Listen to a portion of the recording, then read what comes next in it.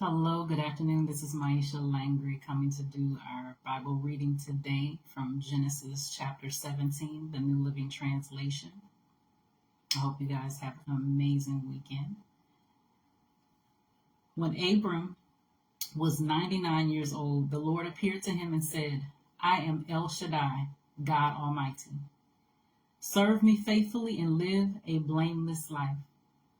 I will make a covenant with you, by which I will guarantee to give you countless descendants. At this, Abram fell face down on the ground. Then God said to him, This is my covenant with you. I will make you the father of a multitude of nations. What's more, I am changing your name. It will no longer be Abram. Instead, you will be called Abraham.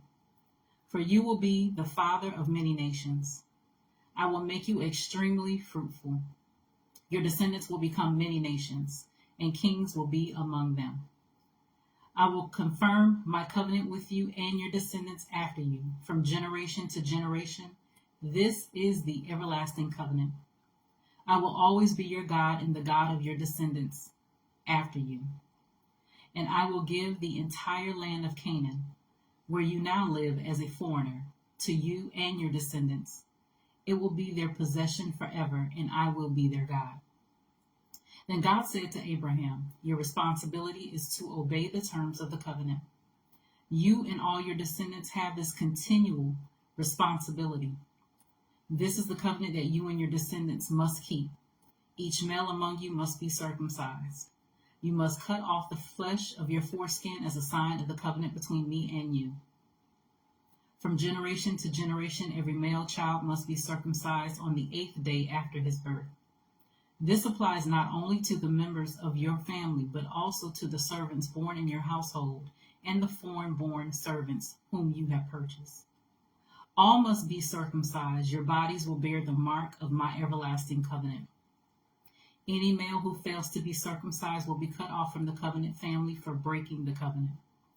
Then God said to Abraham, Regarding Sarai, your wife, her name will no longer be Sarah. From now on, her name will be Sarah.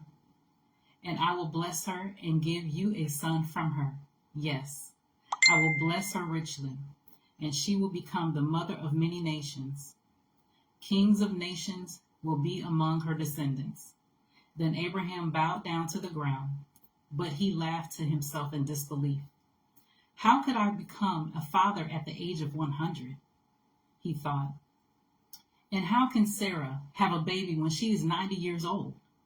So Abraham said to God, May Ishmael live under your special blessing. But God replied, No, Sarah, your wife, will give birth to a son for you. You will name him Isaac, and I will confirm my covenant with him and his descendants as an everlasting covenant. As for Ishmael, I will bless him also, just as you have asked. I will make him extremely fruitful and multiply his descendants. He will become the father of 12 princes, and I will make him a great nation. But my covenant will be confirmed with Isaac, who will be born to you and Sarah about this time next year. When God had finished speaking, he left Abraham. On that very day, Abraham took his son, Ishmael, and every male in his household, including those born there and those he had bought.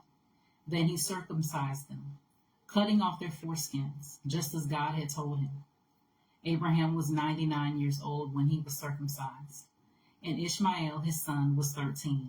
Both Abraham, and his son Ishmael were circumcised on that same day, along with all the other men and boys of the household, whether they were born there or bought as servants. All were circumcised with him. And that was Genesis chapter 17. And I'm going to go ahead and read chapter 18. The Lord appeared again to Abraham near the oak grove belonging to Mamre. One day Abraham was sitting at the entrance to his tent during the hottest part of the day. He looked up and noticed 3 men standing nearby. When he saw them, he ran to meet them and welcomed them, bowing low to the ground. My Lord, he said, if it pleases you, stop here for a while. Rest in the shade of this tree while water is brought to wash your feet. And since you've honored your servant with this visit, let me prepare some food to refresh you before you continue on your journey." "All right," they said, "do as you have said." So Abraham ran back to the tent and said to Sarah, "Hurry, get 3 large measures of your best flour, knead it into dough, and bake some bread." Then Abraham ran out to the herd and chose a tender calf and gave it to his servant, who quickly prepared it. When the food was ready, Abraham took some yogurt and milk and the roasted meat, and he served it to the men. As they ate, Abraham waited on them in the shade of the trees. "Where is Sarah, your wife?" the visitors asked. "She's inside the tent," Abraham replied. Then one of them said, "I will return to you about this time next year, and your wife, Sarah, will have a son." Sarah was listening to this conversation from the tent. Abraham and Sarah were both very old by this time, and Sarah was long past the age of having children. So she laughed silently to herself and said, "How could a worn-out woman like me enjoy such pleasure, especially when my master, my husband, is also so old?" Then the Lord said to Abraham, "Why did Sarah laugh? Why did she say, 'Can an old woman like me have a baby?' Is anything too hard for the Lord? I will return about this time next year, and Sarah will have a son." Sarah was afraid, so she denied it, saying, "I didn't laugh." But the Lord said, "No, you did laugh." Then the men got up from their meal and looked out toward Sodom.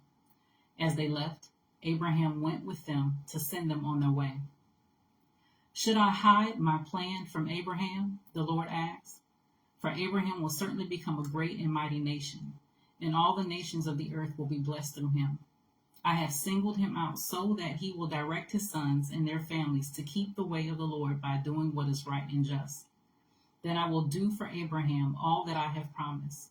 So the Lord told Abraham, "I have heard a great outcry from Sodom and Gomorrah, because their sin is so flagrant. I am going down to see if their actions are as wicked as I have heard. If not, I want to know." The other men turned and headed toward Sodom, but the Lord remained with Abraham. Abraham approached him and said, "Will you sweep away both the righteous and the wicked? Suppose you find 50 righteous people living there in their cities. Will you still sweep it away and not spare it for their sakes?" Excuse me. I didn't put my do not disturb on. "Surely you wouldn't do such a thing, destroying the righteous along with the wicked. Why, you would be treating the righteous and the wicked exactly the same. Surely you wouldn't do that. Should not the judge of all the earth do what is right?" And the Lord replied, "If I find 50 righteous people in Sodom, I will spare the entire city for their sake." Then Abraham spoke again, "Since I have begun, let me speak further to my Lord, even though I am but dust and ashes. Suppose there are only 45 righteous people rather than 50. Will you destroy the whole city for the lack of 5? And the Lord said, "I will not destroy it if I find 45 righteous people there." Then Abraham pressed his request further. "Suppose there are only 40. And the Lord replied, "I will not destroy it for the sake of the 40. Please don't be angry, my Lord." Abraham pleaded, "Let me speak. Suppose only 30 righteous people are found." And the Lord replied, "I will not destroy it if I find 30. Then Abraham said, "Since I have dared to speak to the Lord, let me continue. Suppose there are only 20. And the Lord replied, "Then I will not destroy it for the sake of the 20. Finally, Abraham said, "Lord, please don't be angry with me if I speak one more time. Suppose only 10 are found there." And the Lord replied, "Then I will not destroy it for the sake of the 10. When the Lord had finished his conversation with Abraham, he went on his way, and Abraham returned to his tent. That was Genesis chapter 17 and chapter 18 of the New Living Translation. I pray that the reading of the word is a blessing to you. And in your off time, continue to stay in the word and continue to draw into the Lord. And I'll see you guys prayerfully on Monday to continue in the word.